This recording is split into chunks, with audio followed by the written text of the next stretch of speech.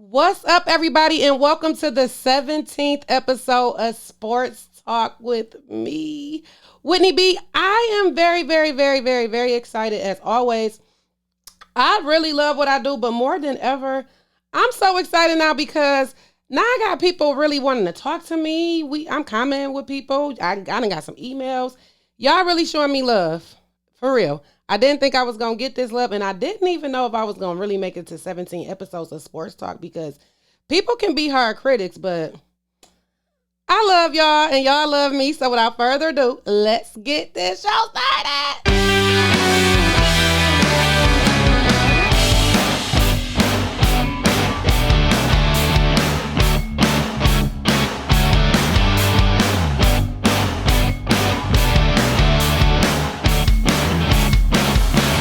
And again, welcome to the 17th episode of Sports Talk with me, your girl, Whitney B. I want to start off by saying, y'all, now I know I've been telling y'all, this is the time for women in sports, women, period. I know I always hype up the women, but why not? I mean, we it. So let me start by saying, congratulations to Candace Parker.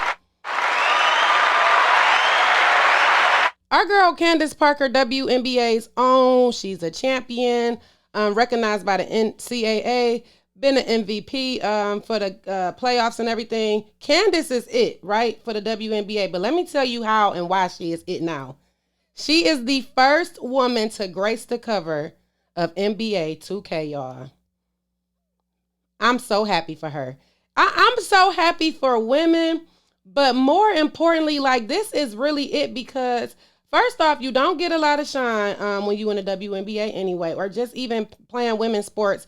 It's not always, has a lot of media attention and stuff like that.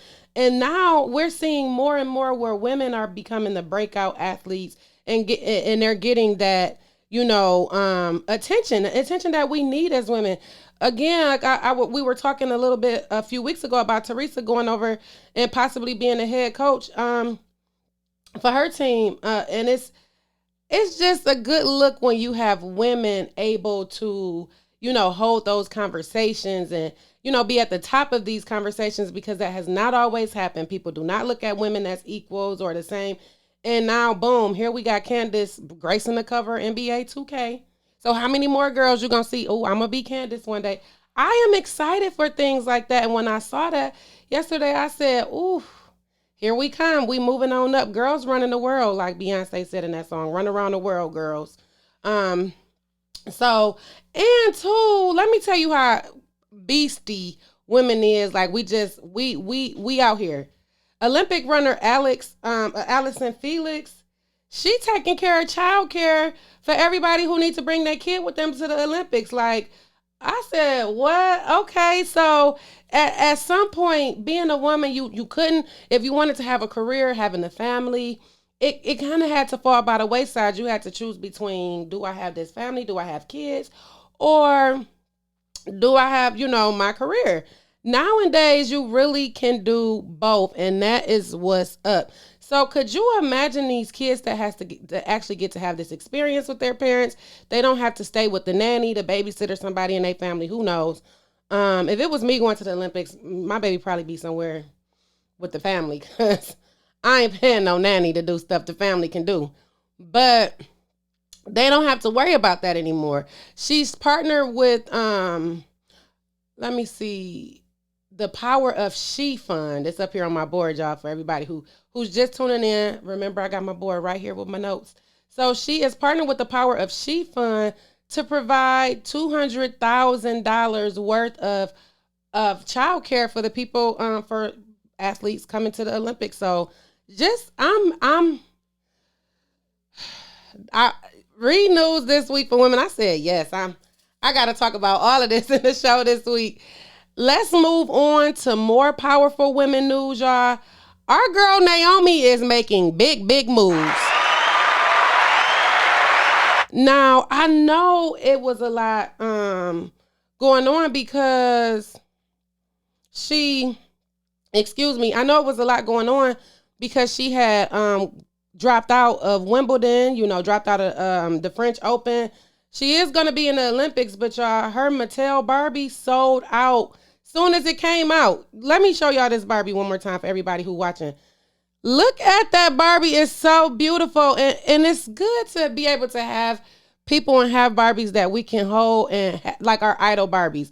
Now, I personally was never into tennis like that, so I'm not sure if I would have been like, oh my God, let me go get me a Naomi Osaka doll when I was younger. But now I'm like, yes, let me get a Naomi Osaka doll just to have it. My daughter, she might not play with it, but we got it. I got a Brandy doll. Now, I was into singing. Okay, let me take that back too. I wasn't a singer, but I was always into music. Brandy has always been one of my favorites.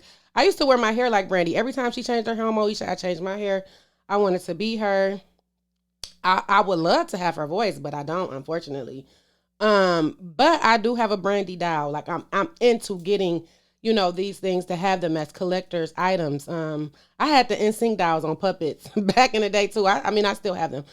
That's neither here nor there. We was talking about Naomi, and it's good to see the positive love and energy around her because everything going on. And she opened up to talk about the U.S. Open in 2018, how that really changed her life. You guys, again, remember last week I mentioned that her docu-series will be on Netflix actually this weekend, tomorrow the 16th. Yes, it's either tomorrow or Saturday. So you guys look out for that self-entitled docu-series on Netflix about her life, about coming into media, about everything that's going on right ahead of the Olympics. I'm excited to see it, and hopefully y'all, for everybody who didn't get that doll, let's run up the ratings on Netflix. Let's support our girl, because at the end of the day, support goes a long way. Now, I'm going to get into some more talk, but real quick, while we're on women, let's give an update on Shakira Richardson. Our homegirl, even though she won't be competing in the Olympics, she will compete at the Prefontaine Classic in Oregon in August. So right after her suspension, she'll be on the track for the 100 and 200.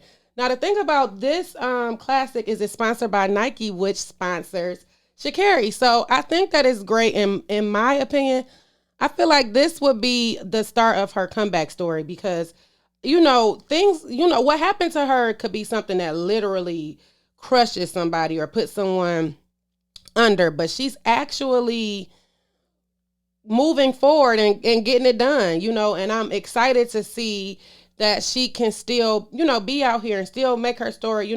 Her name has been brought up in media almost so much since she became that breakout star a few weeks ago, or maybe last month when she ran that 100 and beat that record and stuff. And I believe that she could still ring bells and have this breakout story and come out and do things. And I hope that this really is the start of that for her.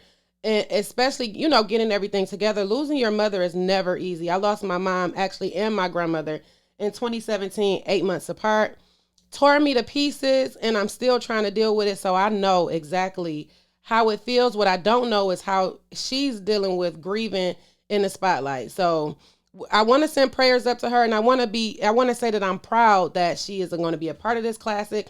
I hope she blow it everything out, and she have times. Let's hope that them times you would have seen where she would have failed and ranked in the Olympics. What's she gonna bring home to gold? Like, what is this about? Now, on the flip side to Shakira Richardson news, y'all, I seen a report that Dr. Dabber is trying to get her to be a sponsor for some vaping products and stuff. First off, why would y'all even come at her like that? Like, that is so disrespectful. Ew. Like, I cannot believe that. First off, she's an athlete. Amongst all things, have y'all ever seen an athlete endorse any kind of vaping products? I haven't.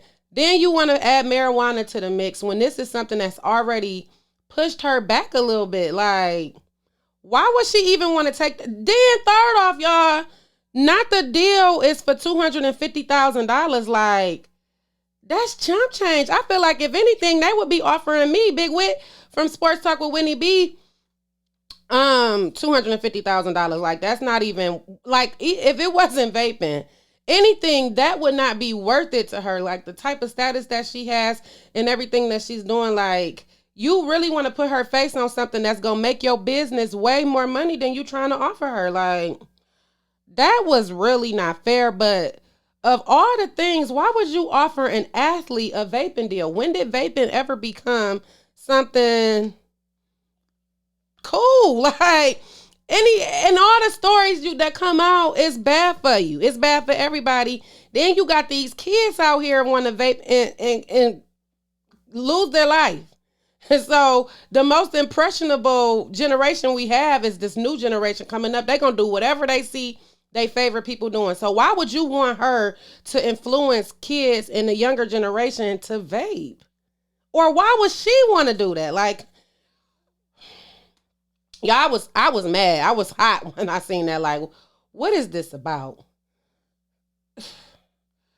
So I'm just hoping our good sis don't take that deal. It ain't say she took it. I don't think she gonna take it. I think her team. I think they probably done went off on them people. Because if it was me, you know what? You better go on with that now. You better go on with that. So anyway, y'all, one of my favorite. I want to say our favorite. I got a little bit of football talk, but before I start with this football talk, every time I think about football, this just comes up for me now after these last 2 days.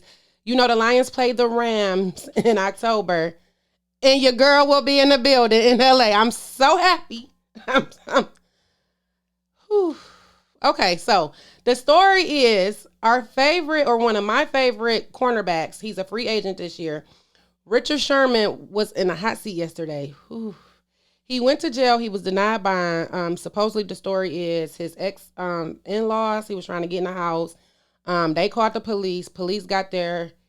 He was trying to fight the police and everything. I believe I was reading it in USA Today. The police alleged he was fighting them. They had minor injuries. He had minor injuries from his debacle with the police. They had to have a K-9 unit on him and everything.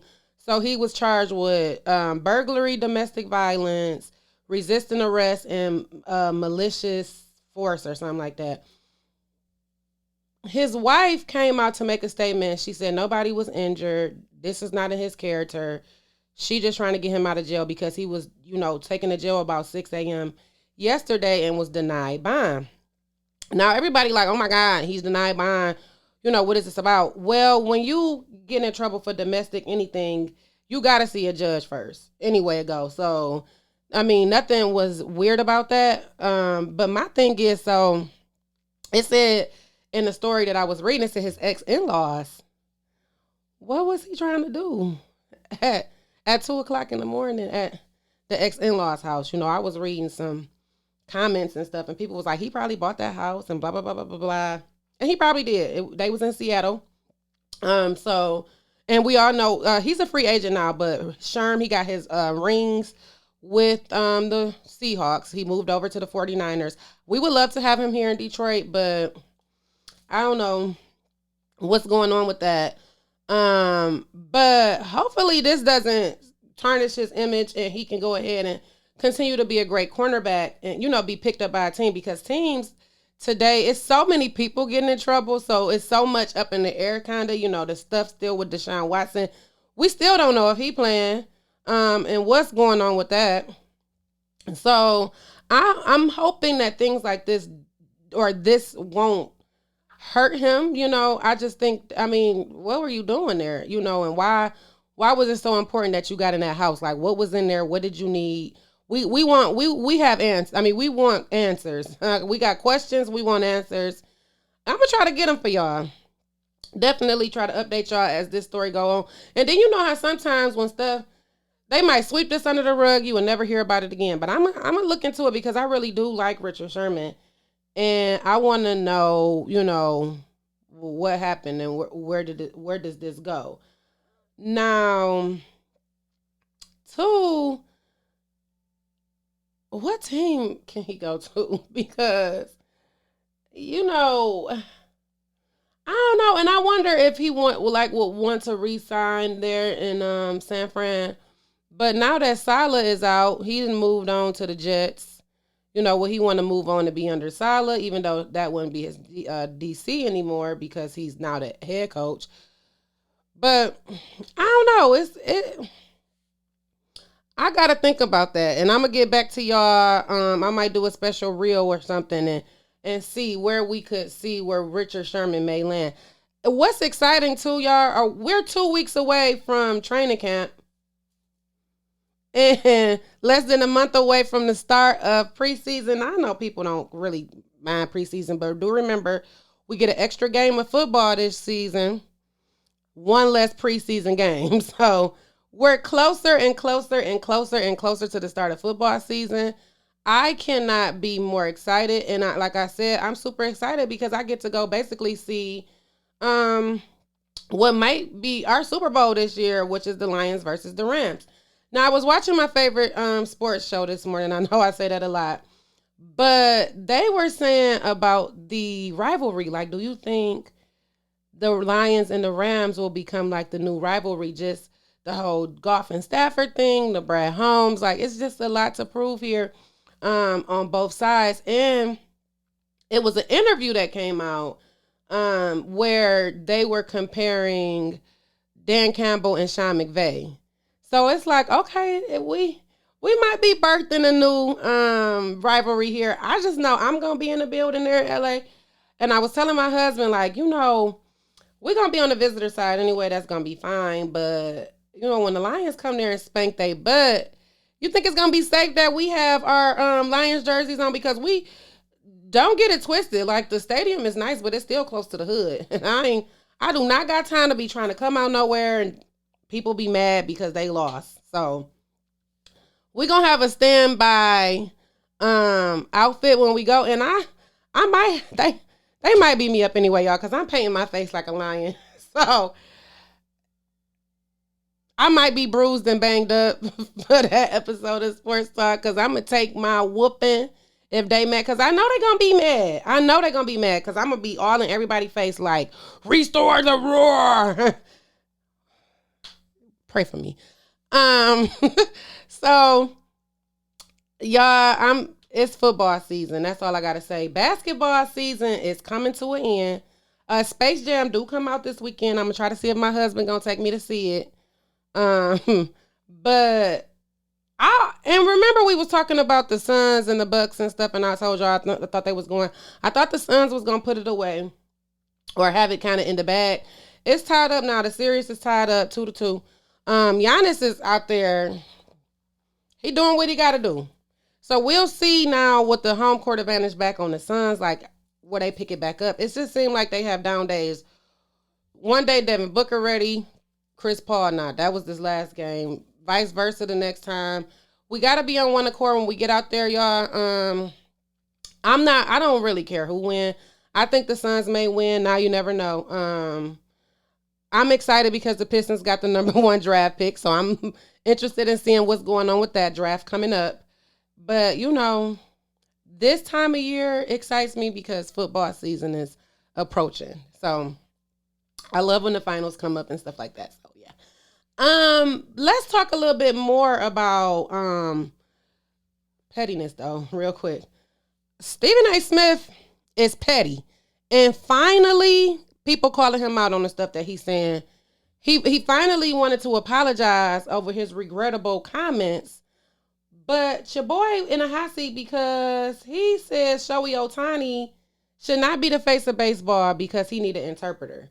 He said that it's a whole bunch of people in baseball that's good, but you should not, if you need an interpreter, you shouldn't be the face. And then he was like, well, what I meant is because a lot of older people watch baseball. It's not as young as the crowd for NBA and football and blah, blah, blah, still old school, and the old school people don't want to see it. So now you speaking for other people. Just sometimes you got to shut up. Like, you can't take away that this man good. He been playing with LA. He doing his thing. And I feel like Stephen A was trying to knock him off his game for the playoffs that just recently was happening this week. And he still won, okay?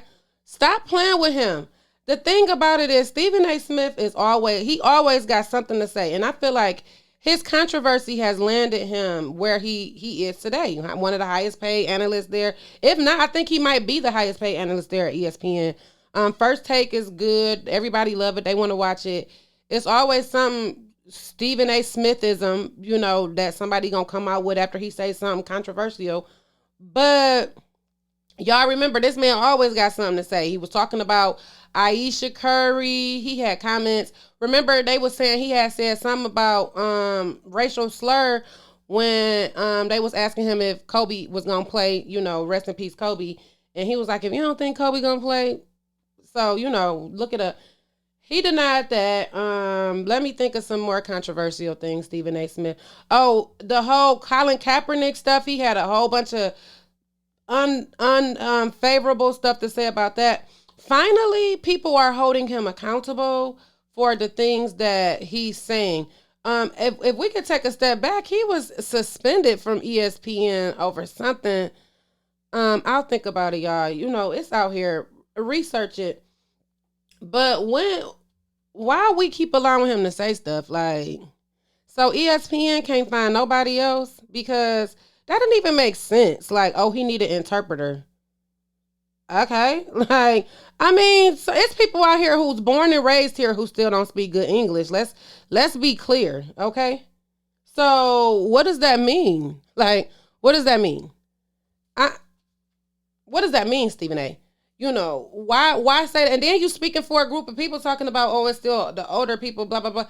Okay. And they like Shohei too. That's why, you know what? The petty in me is like, he should do his next interview talking about Shohei Ohtani and say something and give a sentence and be like, this is for Stephen A. Like, because, I mean, and this is probably why I'm nobody's PR at the moment, because maybe one day I'll get there. I have the education. One guy and God's timing, that's what we'll say. But this is why I'm not here now, because the petty in me, I love the people who tweet and stuff for Wendy's and stuff like that. I'm like, how are they so witty? But I'm gonna wrap my show up, y'all. As always, I'm happy to be here.